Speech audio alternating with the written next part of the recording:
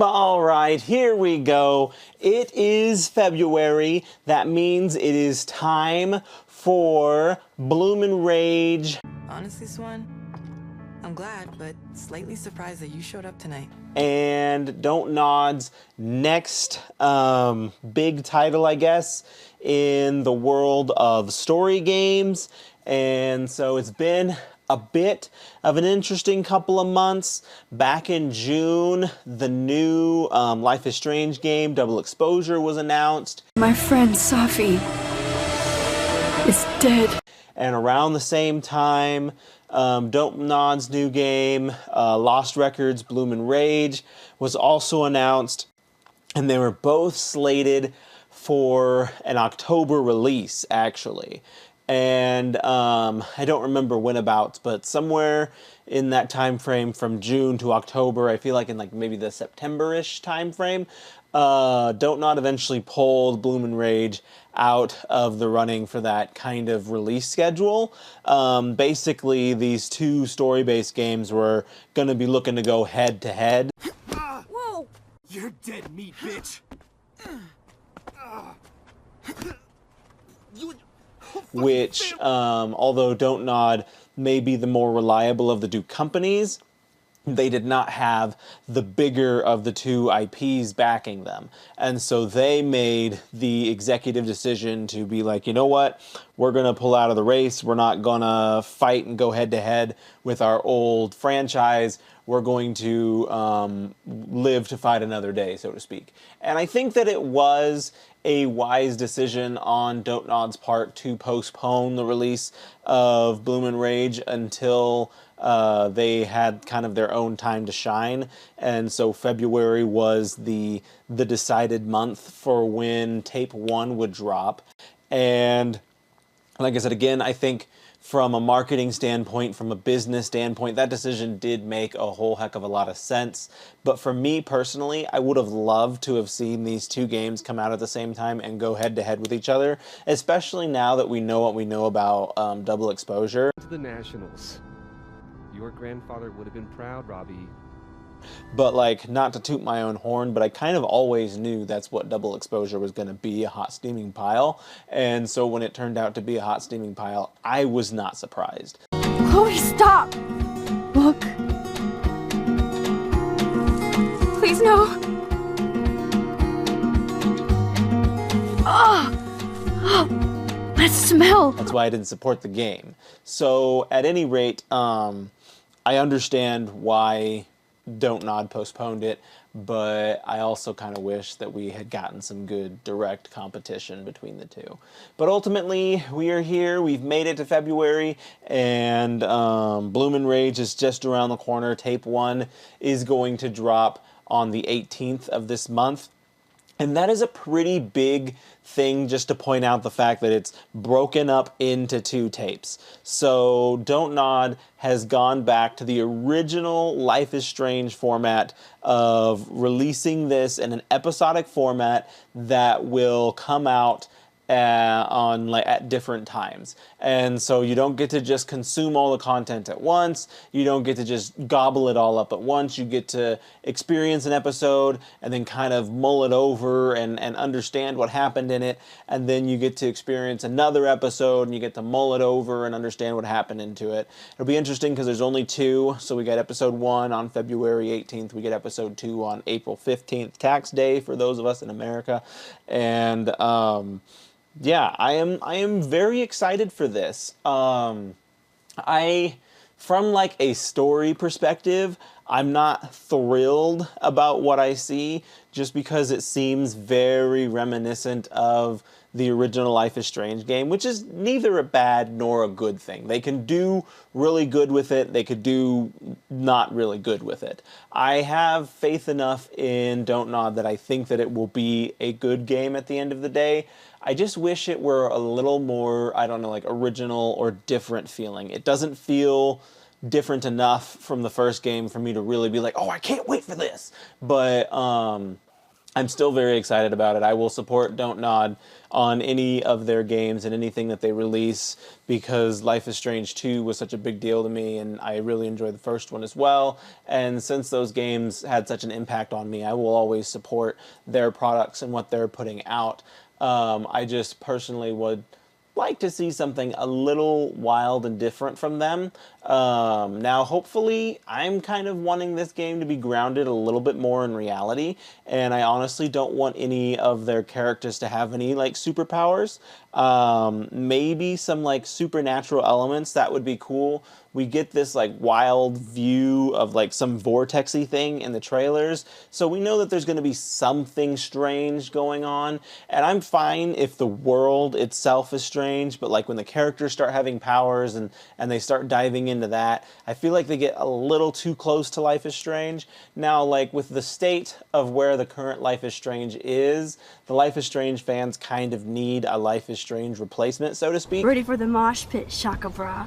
Because Double Exposure was just a hot steaming pile, and I'm sure that anything else, if who are those people? If Deck 9 were to get more time with that franchise, I'm not convinced they would do anything good or better with it. And so it's nice to know that there's something on the horizon. There's hope out there for what Don't Nod has created, and the content that Don't Nod has given us before has been good. And so they're kind of cheating in my book, going back to the retro feel, because retro is very in these days. So they're taking us back to 1995, they're taking us back to the 90s, and you're going to be able to film stuff on an old style video camera, and it'll just be a very interesting experience and a well-rounded experience, I'm sure.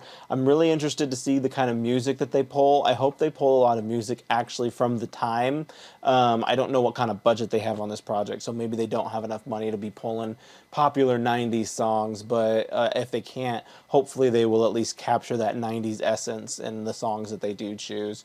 I know they said that they had Milk and Bone doing the soundtrack for this, and Milk and Bone did Natalie from Life is Strange 2, which was like one of the biggest musical moments of Life is Strange 2. Like, you get the big climax of episode 3, and arguably, in my opinion, the biggest climax of the whole franchise, or of Life is Strange 2, is in episode 3. And when everything just hits the fan and you don't know, like, are these people dead? Are they alive? What's going on? And you got the score of Natalie by Milk and Bone playing over the top of that as the camera pans over all the chaos. And it's just an absolutely gorgeous scene, a testament, again, to Don't Nod's incredible ability to tell stories in this format, and why I have so much faith in what they do. So the fact that Milk and Bone are coming back to be kind of the lead musicians on this project is pretty dang exciting. So I have a lot of faith that musically and story speaking, it will be a solid project. I'm not convinced, just from the outside looking in, I'm not throwing shade, but I'm just not convinced it's going to be like my favorite Don't Nod project, but it should be good enough to be good. And that's really all we can ask for after Double Exposure. My friend Safi is dead. I'm just delighted to hopefully have something on my channel that I don't have to just like hate on and spread endless negativity about, and that hopefully I can play a game and enjoy it, and then I can look back and be like, wow, I actually am a nice person who thinks nice things every now and again when you give me something to think nicely about. Holy shit, are you serial? So I'm very excited for Bloom and Rage in that regards. I think it will be something better received, hopefully both by the community and by me, and it will allow us kind of something to chew on for a little bit. That's another nice thing that having the staggered release schedule does, is it gives creators like myself and other people who rely pretty heavily on story-based content to create content and build hype behind the next release, and that really helps. I've kind of accepted the fact that I guess I am a creator in this space now. I've thrown so many different random videos out there in the world to try and express all my variety of interests, and these are the only ones that ever really do anything. And tracing this channel back to its deepest origins, it did start out as a Life is Strange channel, so maybe I should just stick to what it is known for and what people come by and expect to see from me. And so that'll be exciting to be able to sink my teeth into the world of Bloom and Rage. Hopefully I can get some good theories and ideas out there, and I can be a part of the community, and we can help really kind of get the train rolling on this, because like the ball is in Dontnod's court right now. Dontnod has a great opportunity to kind of take the genre that they shaped back from the people who took it from them. So, and like, I don't know the full story behind what happened between Square Enix and Dontnod, but Life is Strange was originally Dontnod's project. They came to Square Enix for funding. They needed a producer on the project. Square Enix took it, and they released the first 2 Life is Strange games together, and the second one was relatively controversial. I think it's the best selling of the 2, primarily because of the hype off of the first one, but it was not well received critically, and ultimately that's what kind of crushed the relationship between Square Enix and Dontnod, because Dontnod, and from a creator's standpoint, I can appreciate them. Dontnod has a creative vision. They know what they want to do, where they want to go, where they're headed, where they want these projects to live. And so they stuck to their guns, and they're like, no, Life is Strange is an anthology series. I'm not going back to Chloe and Max. We've already told their story. We're not going back to it. And so then for Square Enix to be like, fine, I'll just hire Deck 9 and they'll make this prequel for us.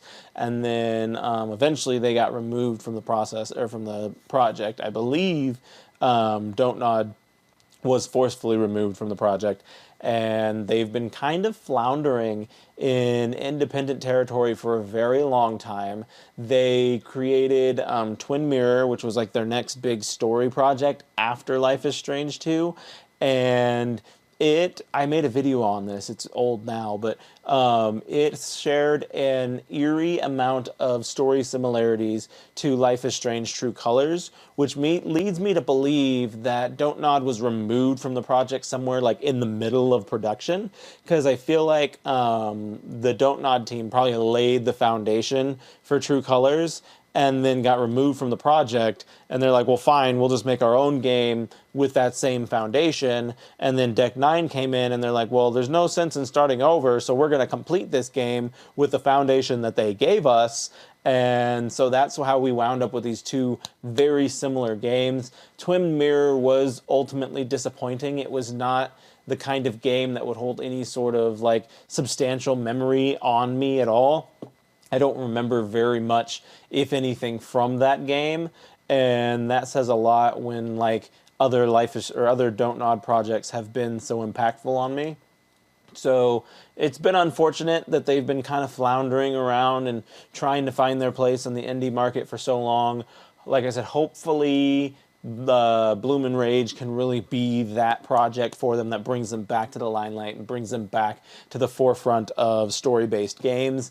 Like I said, the ball is in their court, because you can't get much worse than what we just got from Deck 9, and it was literally like Deck 9 like ruining what they have going for them. The only thing Deck 9 ever had going for them is that Life is Strange IP. Without that IP, they're really nothing. Like, no one's going out and seeking out Deck 9 games. It's not like they're Rockstar games where it's like, oh my gosh, it's a new Rockstar game. I don't care if it's not GTA or Red Dead, I'm going to try it out. No one does that with Deck 9 because they're not established. The only thing they have is Life is Strange. And they've effectively ruined the franchise. So if they're going to make more Life is Strange with Deck 9, like, I really hope very few people care and very few people participate, because after what we just saw, no one really should. And then if they're then forced to do stuff on the independent circuit, like, they're not only going to be floundering like Dontnod has been, but they're going to be floundering with a bad reputation. Like, at least Dontnod had a pretty solid reputation when they got kicked to the indies, and Deck 9 is not going to have that privilege. And I don't know that they've ever, and I'm sure they probably have, I don't know enough about their it's not a discography, I don't know what you call it in video games, but the list of games that they've made. I'm sure they've made something independently, but I don't know how much. I feel like a lot of their work has been contractual work. So we'll see what happens. But I'm very excited and very thrilled for what Deck 9 will be, or not Deck 9, golly. I am not excited about anything Deck 9 is doing. I am very excited about what Dontnod has in store for us with Lost Records Bloom and Rage. I love the fact that it's coming out in an episodic format. Like I said, I'm a little biased on the matter because I, as a content creator, am able to use that time to build hype and get people excited for it. And I also do enjoy the release schedule just as a general format because it gives you something to look forward to. Like, you're not just like, okay, I experienced that game, what's the next game? You're like, oh snap, I experienced like 50% of that game, and now I gotta sit here and wait to experience the other 50. I wonder what's gonna happen. It keeps the excitement going for it a little bit longer. So I'm really excited for that. There is no pre-orders for the digital edition, which I thought was a little odd, but whatever, I guess. February 18th, I'll just go and download the game, and then I'll play it, and I'll be streaming it probably here. I don't know if streaming is the right word for it. I will probably record myself playing the game, and then I will upload it for you all to watch, because that is more likely what I do than trying to stream it or monkey around with it. I'm not quite that advanced in YouTube yet. But yeah, I'm super excited for it. I'm sure it'll be good. I'm sure it'll at least be better than Double Exposure, which is a very low bar. It's not saying a whole lot. But hey, that's where we are. And so I hope you guys are also excited. Hope you stick around and watch what I got to say about it. I'm excited to hopefully no longer be a negative Nancy, because I know my last few videos have just been me razzing on Double Exposure nonstop, and I want you guys to know, like, that's not exactly who I am. But if I see something bad, I'm gonna call it out. I'm gonna say it like it is. I'm not gonna sugarcoat it and be like, oh, it was a disappointment. I was like, nah, it was bad. It was bad to the bone. Per the usual, I write my own novels. I've got audiobooks on this channel. I've got my own animation compression man out there. I'd be more than delighted if you guys checked it out and gave me your thoughts and opinions on that. And until then, we'll just keep talking Lost Records until Lost Records drops, and then we keep talking Lost Records until I find a different story-based game to talk about. I thank you all for stopping by, and have a wonderful day.